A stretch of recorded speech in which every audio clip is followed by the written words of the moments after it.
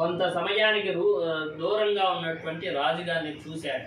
చూసి ఆయన పూలు వేస్తున్నాడు, దండం పెట్టుకుంటున్నాడు, కొబ్బరికాయ కొడుతున్నాడు, సాష్టాంగ నమస్కారం చేస్తున్నాడు. ఇదంతా చూసి ఆ వ్యాపారి వెళ్ళి రాజుగారిని అడుగుతున్నారు, అయ్యా మీరు ఏదో పూజ చేస్తున్నారు, దేని కొరకు, ఎందుకు ఈ పూజా కార్యక్రమం అని అడగంగానే ఇది యొక్క మిక్కిగా కామ్యఫలమైనటువంటి కోరికలు తీర్చేటువంటి సత్యదేవ వ్రతం అయ్యా అని చెబుతాడు. స్వామి మీకు కూడా కోరికలు ఉంటాయా అని అడిగాడు.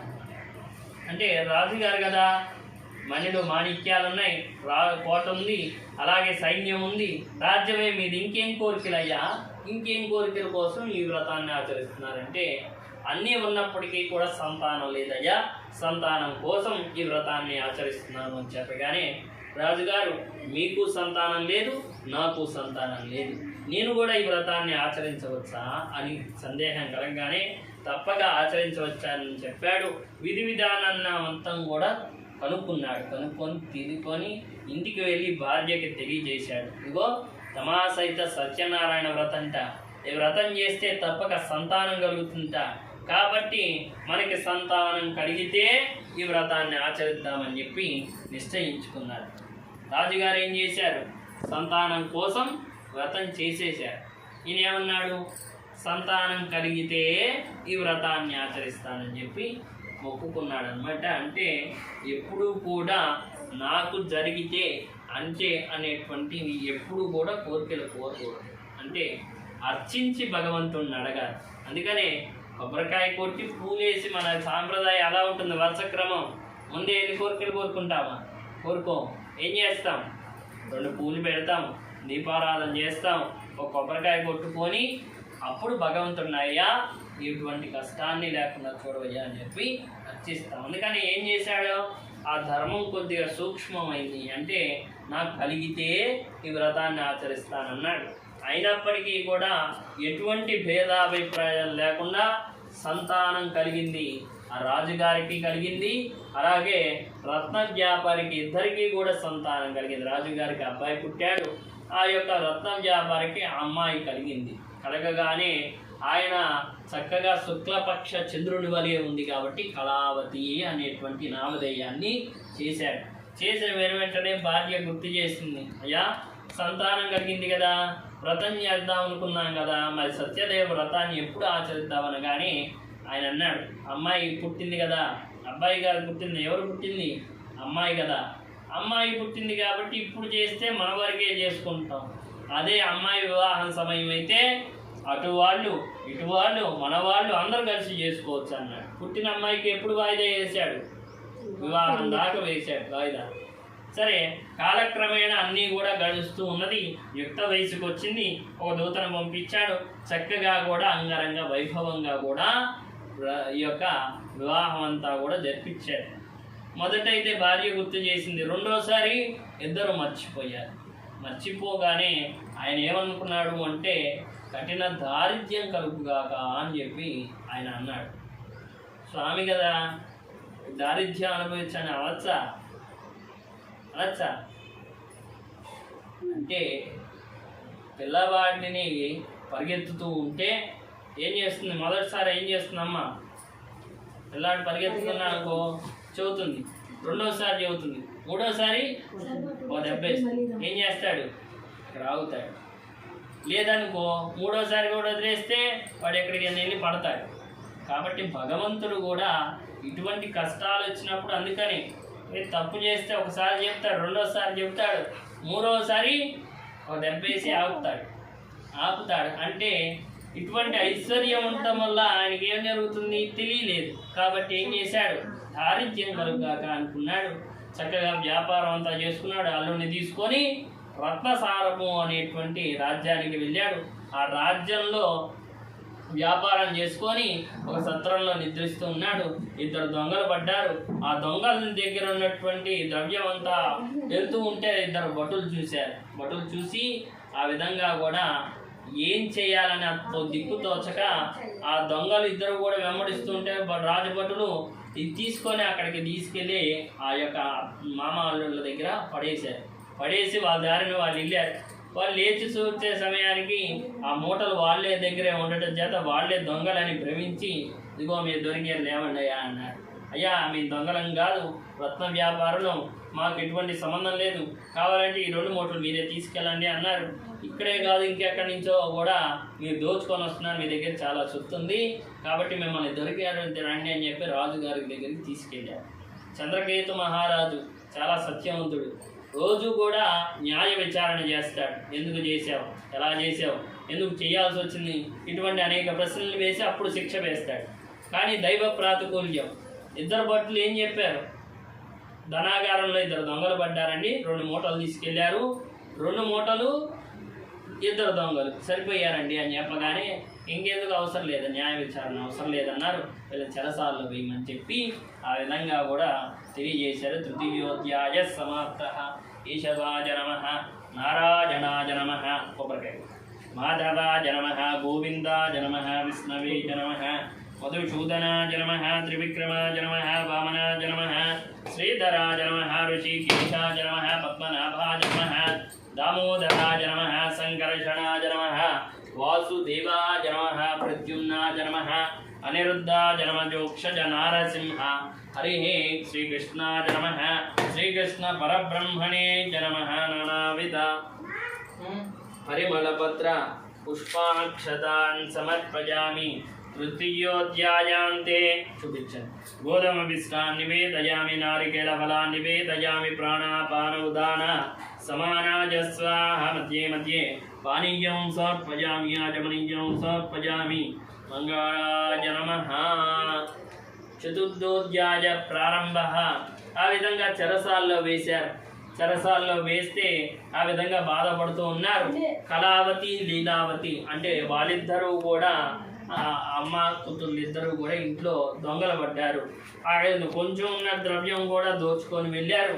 మహిళ దారిద్ర్యాన్ని అనుభవిస్తూ రోజు తినడానికి కూడా తిండి లేక బాధపడుతూ ఉంటే కళావతి ఇంటికి వెళ్ళి ఏదైనా ఉంటే తీసుకొస్తుంది. పక్కగా అలా వెళ్తూ ఉంటే ఒకరోజు రాత్రి సమయం వరకు కూడా ఇంటికి రాకపోవడం చేత తల్లి అడుగుతున్నమ్మా, ఇప్పుడు దాకా ఎక్కడికి వెళ్ళావు, ఏం చేస్తున్నావు అంటే, అమ్మా నువ్వు పొరపడుతున్నావు, నేను ఎక్కడికి వెళ్ళలేదు, సత్యదేవ వ్రతంట, ఆ వ్రతం చేస్తుంటే అయ్యేంత వరకు కూర్చొని ప్రసాదం తీసుకొని వస్తున్నానంటే, ఇటువంటి దాన్ని మనం అసలు ఆయన్నే మర్చిపోయాము, అసలు ఆయనే మనకు గుర్తులేదు. నువ్వు సంతానం కలిగితే వ్రతాన్ని ఆచరిస్తామని అప్పుడు మొక్కున్నాను, ఇప్పటి వరకు ఆయన వ్రతమే చేయలేదు, కాబట్టి ఆయన వ్రతం చేస్తే మనకేమన్నా ఇటువంటి కష్టాలు తీరుతాయేమో, రేపే వ్రతాన్ని ఆచరిద్దాము అని చెప్పి వాళ్ళిద్దరి కనువిప్పు కలిగింది. కనువిప్పు కలిగి వెనువెంటనే కూడా నిశ్చయించుకున్నారు. నిశ్చయించుకున్న వెనువెంటనే కూడా ఆ రాత్రి చంద్రకేతు మహారాజు యొక్క స్వప్నంలో సాక్షాత్కరించి, అయ్యా నీ రాజ్యంలో 2 నిరపరాధులుగా ఉన్నారు, ఆ 2 నిరపరాధులను రేపు ఉదయాన్నే తక్షణం విడిచిపెట్టకపోతే నిన్ను నీ రాజ్యాన్ని సర్వనాశనం చేస్తానని చెప్పి స్వామి కల్లో కనబడి చెప్పగానే ఉదయాన్నే లేచి మంత్రి అందరినీ పిలిచి ఈ విధంగా స్వప్నం కలిగింది అని చెప్పగానే ఈ మధ్యకాలంలో ఏదైనా న్యాయ విచారణ చేయకుండా ఏదైనా శిక్ష అమలు చేశారా అనగానే జ్ఞప్తికి వచ్చింది. వాళ్ళిద్దరిని పిలవమన్నారు. ఇంకెన్ని శిక్షలు వేస్తారో అని భయపడుతూ వస్తూ ఉంటే, మీరు దైవ ప్రాతికూల్యం వల్ల ఎత్తి కష్టం పడ్డారు కాబట్టి మీకేం భయం లేదన్నారు. క్షురకర్మలు చేశారు, కొత్త బట్టలు ఇచ్చారు, వాళ్ళ దగ్గర తీసుకున్న దానికన్నా రెట్టింపు ధనాన్ని ఇచ్చారు. రెట్టింపు ధనం ఇచ్చి ఆయన వల్లే నీకు భగవంతుడు కనపడ్డాడయ్యా, కాబట్టి ఆయన మర్చిపోవద్దు అని చెప్పి రెట్టింపు ధనం ఇచ్చి ఆయన ఎల్లమని సాగనంపారనమాట. ఆ విధంగా అనగానే తీసుకొని వెంటనే వెళ్తూ ఉంటే స్వామికి సందేహం కలిగింది. వారిద్దరికైతే కనువిప్పు కలిగింది. మరి ఈయనకి కనువిప్పు కలిగిందో లేదో, మరి అందులో ధనం కన్నా రెట్టింపు ధనం ఇచ్చింది, మరి ఈయనకి ఎలా ఉందో ఏమిటో అని పరీక్షిద్దాం అనుకున్నారు. వీళ్ళిద్దరితో అంటూ ఉన్నాడు, అయ్యా చెరసాల్లో పెడితే పెట్టాడు కానీ రెట్టింపు ధనం వచ్చింది, మనం ఇంత వ్యాపారం చేసినా సరే ఇంత డబ్బులు రావు, ఇంకోసారి ఇలా జరిగితే అసలు మనం వ్యాపారం చేసుకోవాల్సిన పని లేదా అనుకొని బయలుదేరుతూ ఉంటే ఒక పడవని ఒడ్డుకు పట్టించి కాలకృత్యాలన్నీ తీర్చుకుంటే వృద్ధ సన్యాస రూపాన్ని ధరించి ఆయన దగ్గరకు వచ్చాడు. అయ్యా మీరు ఎక్కడి నుంచి వస్తున్నారు, ఏం చేస్తున్నారు, ఎక్కడ దాకా వెళ్తున్నారు, ఈ ఒడ్డు నుంచి ఆ ఒడ్డుకి నన్ను ఏమైనా చేర్చగలరా అని అడిగారు. ఎక్కడి నుంచి వస్తే నీకెందుకయ్యా, పడవలో ఏముంటే నీకెందుకు, ఆకులు అనములు తప్ప ఏమీ లేదు, ఇక్కడి నుంచి దయచేయమని చెప్పి చెప్పాడు. చెప్పగానే అలాగే తథాస్తు అన్నాడు. ఏమన్నాడు? తథాస్తు, నువ్వేం చెప్పావో అదే జరుగుగాక అన్నాడు అని చెప్పి వెళ్ళి దూరంగా చెట్టు కింద కూర్చున్నాడు. కాలకృత్యాలన్నీ తీర్చుకున్నాడు. బరువుగా ఉండాల్సిన పడవ తేలుతో కనబడింది. వెళ్ళి చూస్తే ఆకులు ఆలమలు తప్ప ఏమీ లేవు. చూసి బాధపడుతూ రోధిస్తూ ఉంటే అల్లుడు వచ్చి ఏం జరిగింది అంటే, ఆయన ఎవరో వచ్చారు, ఆకులు ఆలమలు తప్ప ఏం లేవన్నాను కాబట్టి ఈ విధంగా జరిగింది అని చెప్పగానే బాధపడే ఉపయోగం ఆయన దగ్గరికి వెళ్ళి ప్రాధేయపడితే కదా అని చెప్పాడు. ఆయన దగ్గరికి వెళ్ళి నమస్కారం చేయగానే, అయ్యా మీరెవరో అర్థమైంది, మిమ్మల్ని మర్చిపోయాను కాబట్టి ఇట్టి కష్టం కలిగింది, కానీ ఆ యొక్క ద్రవ్యం చేత ఆ డబ్బుల వల్లే నా భార్య పిల్లలు అందరూ కూడా ఆధారపడ్డారయ్యా, కాబట్టి నన్ను రక్షించు అని చెప్పగానే ఆయన భక్తవత్సలుడు, అంటే భక్తులు ఎంతో వాత్సల్యం కలిగిన వాడు కాబట్టి యథావిధిగా ఉంటాయన్నాడు. చక్కగా వెళ్తూ ఉన్నాడు. ఇంటికి వెళ్తూ దగ్గరలో ఉండగా దూతను ఇంటికి పంపించాడు. వీళ్ళు వ్రతం చేస్తానని మొక్కున్నారు కదా, వ్రతం చేస్తూ ఉండగానే పిలుపు వచ్చింది. చాలా సంతోషం కలిగింది. ఆయన ఇంటికి వెళ్ళి భార్యకి తెలియజేయమన్నాడు. పడవ ఒడ్డు దగ్గరికి రమ్మన్నాడు. రమ్మని చెప్పి మమ్మల్ని చెప్పారండి అని చెప్పి ఒక ఆయన చెప్పి ఆయన దారిని ఆయన వెళ్ళాడు.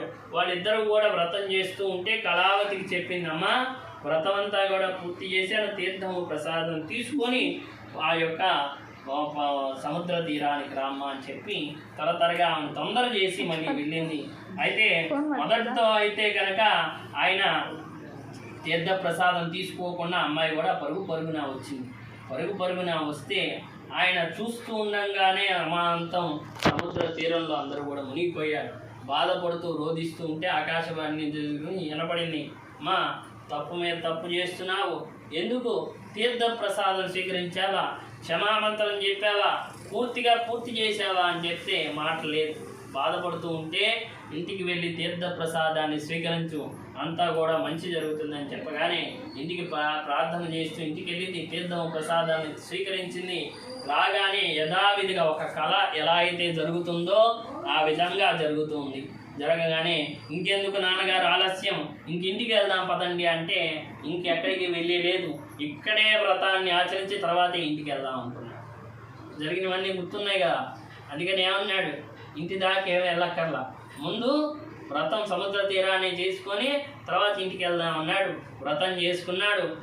బతికినంత కాలం కూడా ఈ వ్రతాన్ని ఆచరిస్తూ అంత్యం మోక్షాన్ని పొందారని చెబుతూ చతుర్థోధ్యాయ సమాప్త. కొబ్బరికాయ కొట్టండి.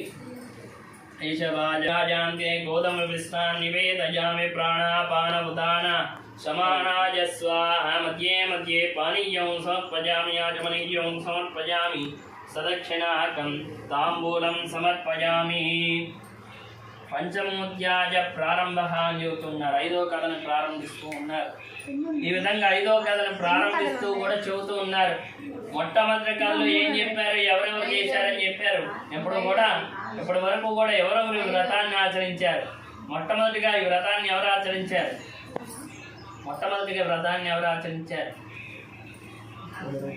అదే భక్తి అంటే అన్ని గుర్తుపెట్టుకోవటమే భక్తి. మొట్టమొదటిగా బ్రాహ్మణోత్తముడు ఆచరించారు. తర్వాత కట్టెలమ్మే అయిన తర్వాత రాజుగారు తర్వాత రత్న వ్యాపారి చివరిలో చేశాడు. తర్వాత ఎవరు చేశారు? కళావతి. తర్వాత రత్న వ్యాపారి. అంటే మీరు మొదట్లో చెప్పినట్టు చాతుర్వర్ణాన్ని ఏకస్త్రీభిర్వా అంటే ఇద్దరు ఆడవాళ్ళేగా కూర్చొని వ్రతం చేశారు. చెప్పినట్టు అందరూ చేశారు కదా. అంటే 4 అధ్యాయాలైనాయి, 5గురు ఆచరించారు. మరి 5వ కథ ఏమిటి అంటే కనుక పూర్వం తుంగధ్వజుడు అనేటువంటి రాజు ఉన్నాడు. ఎవరు? తుంగధ్వజుడు అనేటువంటి రాజు. ఇంద్రియ నిగ్రహాలన్నీ కూడా జయించిన వాడు. తన రాజ్యంలో ఎవరికి కష్టం వచ్చినా సరే రాజుగారికే నేరుగా చెప్పవచ్చు. చక్కగా అంత సుపరిపాలన చేస్తూ ఉన్నాడు. అయితే అందరూ కలిసి, అయ్యా పంట అంతా బాగా పండుతుంది, కానీ క్రూర మృగాలు జంతువులన్నీ కూడా ఆ పంటంతా నాశనం చేస్తున్నాయ్యా, వాటి నుంచి రక్షించమని చెప్పగానే ఆ యొక్క మృగాలన్నిటిని కూడా వాటన్నిటి ఏవైతే ఇబ్బంది పెడుతున్నాయో అవన్నీ సంహరించి అలిసిపోయి ఒక చెట్టు కింద కూర్చొని ఆ యొక్క అలిసిపోయి చేస్తూ ఉండగానే గొల్లలు వీళ్ళందరూ పిల్లలు అందరూ కలిసి ఒక వేప చెట్టుకి పసుపు రాసి బొట్టు పెట్టి సత్తయ్య అంటూ కూడా పూజ చేస్తూ ఉన్నారు. ఏమని? సత్తయ్య అని పూజ చేస్తూ ఉన్నారు.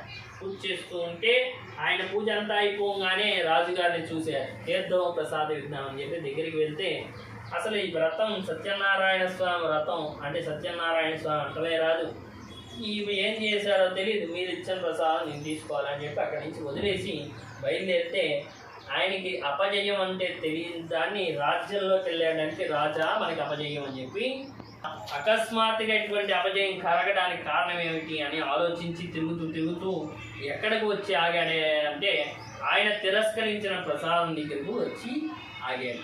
ఆగంగానే కనువిప్పు కలిగి వాళ్ళందరినీ పిలిచి, అయ్యా మీరు ఇందాక పూజ చేశారు కదా, నాకు ఒకసారి చేసి పెట్టమని అడిగారు. అడిగిన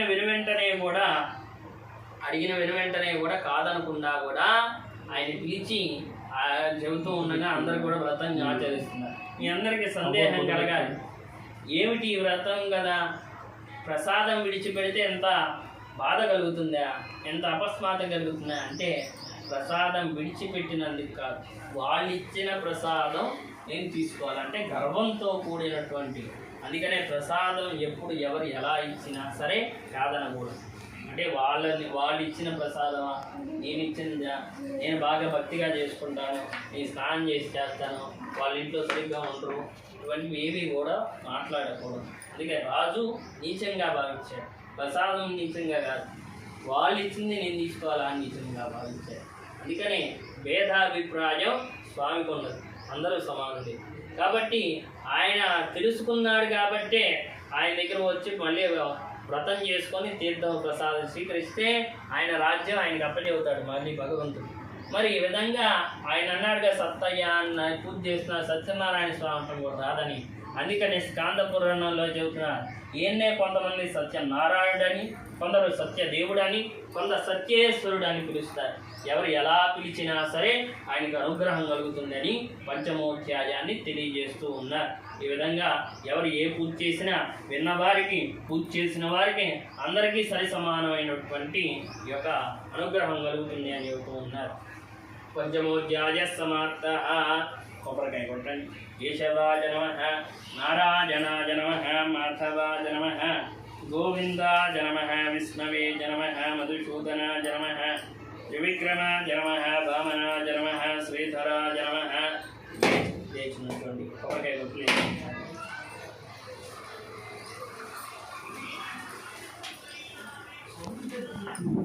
ఆ ప్రసాదాలన్నీ కూడా ఎదురుగా పెట్టండి.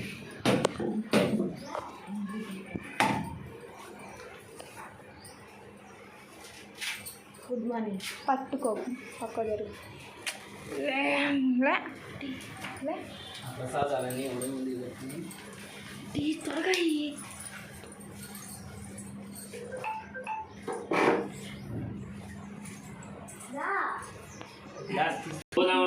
నివేదయామి, నారికేళ ఫలాన్ని నివేదయామి. చూపించండి. ప్రాణాయ స్వాహ, పాన వ్యాన ఉదాన సమానాయ స్వాహ, రమాసైత సత్యనారాయణ స్వామినే నమః. గోధుమ విస్తాన్ని నివేదయామి, కదళీ ఫలాన్ని నివేదయామి, నారికేళ ఫలాన్ని నివేదయామి, అపూపాన్ని నివేదయామి, చిత్రాన్న నివేదయామి, క్షీరాన్న నివేదయామి. ఓం ప్రాణాయ స్వాహ, అపాన వ్యాన ఉదాన సమానాయ స్వాహ. మధ్యే మధ్యే పానీయం సమర్పయామి, ఆచమనీయం సమర్పయామి, మంగళ నీరాజనం దర్శయామి.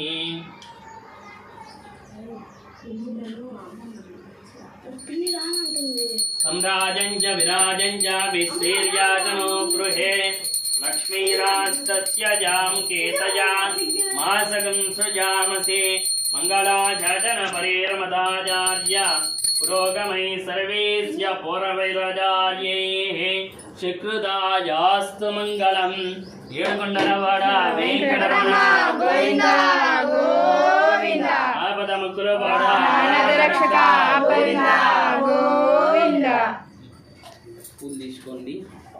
అక్షరం నమైతే ద్వే అక్షరే ఏతద్వై నారాయణ స్యాష్టాక్షరం పదం యోహ వై నారాయణ స్యాష్టాక్షరం పదమధ్యేదే అనబ్రవత్ సర్వమాచరేదే విందదే ప్రాజాపత్యం రాజస్పోషం గోమత్యం తతో అమృతత్వమస్నుత ततोऽमृतत्वमश्नुते देवं वेदायत्युपनिषदपर्याप्त्य अनन्तराजा च सर्वस्तोमोदिरात्र उत्तरमहर्भवति सर्वस्याद्यै सर्वस्यै सर्वमेव तेनाप्नोति सर्वं जयति त्रिपदादाय विद्महे महादेवाय धीमहि तन्नो विष्णुः प्रचोदयात् महादेव्यै च विद्महे विष्णुपत्न्यै च धीमहि तन्नो लक्ष्मी प्रचोदयात् वेदोक्त सुवर्ण दिव्या मंत्रपुष्पाक्षतान् समर्पयामि अस्य यजमानमानस्य गोत्रोद्भवस्य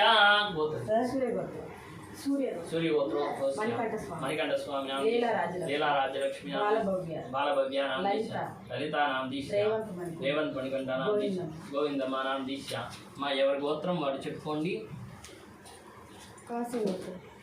చెప్పుకోండి అందరూ చెప్పండి గోత్రం చెప్పుకోండి అందరూ గోత్రము పేర్లు చెప్పుకోండి కుటుంబాన క్షేమ స్థైర్య ధైర్య విజయ అభయ ఆరోగ్య ఐశ్వర్య వృత్త్యర్థం రమాసహిత సత్యనారాయణ స్వామినః పరిపూర్ణ కృపయ అనుగ్రహ ప్రసాద సిద్ధిరస్తు చేతి వైపు ప్రదక్షిణ చేసి పూలేసి నమస్కారం చేసి అక్షంతరం పూలేసి నమస్కారం చేసి యాని కాని చ పాపాని జన్మాంతర కృతాని చ శరణం మమ తస్మాత్ కారుణ్య భావేన అందరూ కూడా చెప్పండి రక్ష రక్ష రక్ష జనార్దన ఆత్మ నమస్కార పూజాం సమర్పయామి సమస్త రాజోపచార శక్త్యోపచార భక్త్యోపచార పూజా మనసా సమర్పయామి సుప్రీత సుప్రసన్న సువరదో భవతు అందరూ అక్షంతలు వేయండమ్మా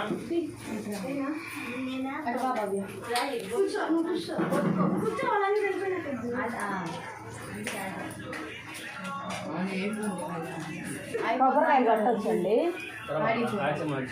ఆశీర్వచనం మిగతా ఇంకా కొబ్బరికాయలు కొట్టేవాలి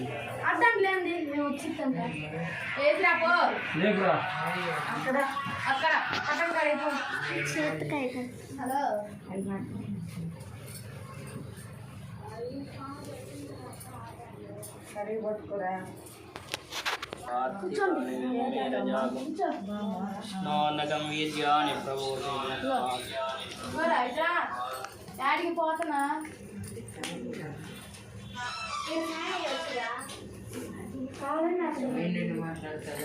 అతలు కావాలని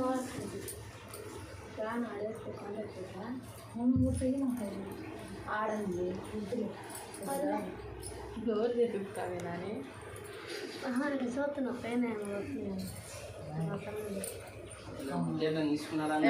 తీర్థం తీసుకో నువ్వు ప్రసాదం కాదు పలికిన తీసుకోడు ప్రసాదం శతం దీర్ఘమాయు వరుతజేన వర్తయంతి శతమేనమేవ శతాత్మానం భవతి శతమనంతం భవతి శతమైశ్వర్యం భవతి శతమితి శతం దీర్ఘమాయు భగవదనుగ్రహ ప్రాప్తిరస్తు పద్మావతి ఆండాళ సమేతస్య వెంకటేశ్వర స్వామినః పరిపూర్ణ కృపయా కటాక్ష వీక్షణ బలసిద్ధిరస్తు రమాసహిత సత్యనారాయణ స్వామినః అనుగ్రహ ప్రసాద సిద్ధిరస్తు శతమానం భవతి శతాయ పురుష శతేంద్రియ ఆయుష్యేవేంద్రియే ప్రతిష్టతే శ్రీర్వచ్చస్య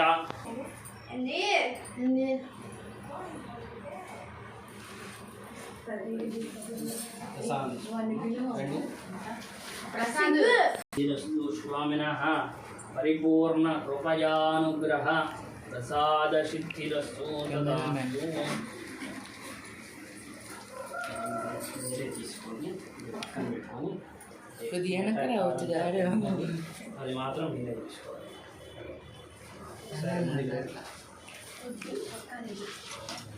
యజ్ఞేన యజ్ఞమయంత దేవాः తాని ధర్మాణి ప్రథమాన్యాసంతే హనాకం మహిమానః సజంతే యత్ర పూర్వే సాధ్యాः సంతి దేవాः యదా స్థానం ప్రవేశయామి శోభనార్థం చెప్పండి శోభనార్థం క్షేమాయ పునః పునః ఆగమనాయ చ భగవదనుగ్రహ ప్రసాద సిద్ధిరస్తు చక్కగా ఇటువంటి గృహాన్ని రెండు కట్టుకొని చక్కగా అనుగ్రహం కలగాలి. మళ్ళీ మళ్ళీ స్వామికి వ్రతం పూజా కార్యక్రమం చేసుకునే అదృష్టం భాగ్యం కలగాలి. ధనం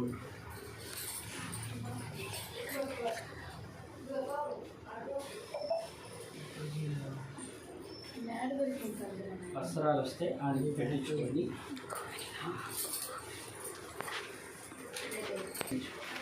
ఏడే ఉండాలి.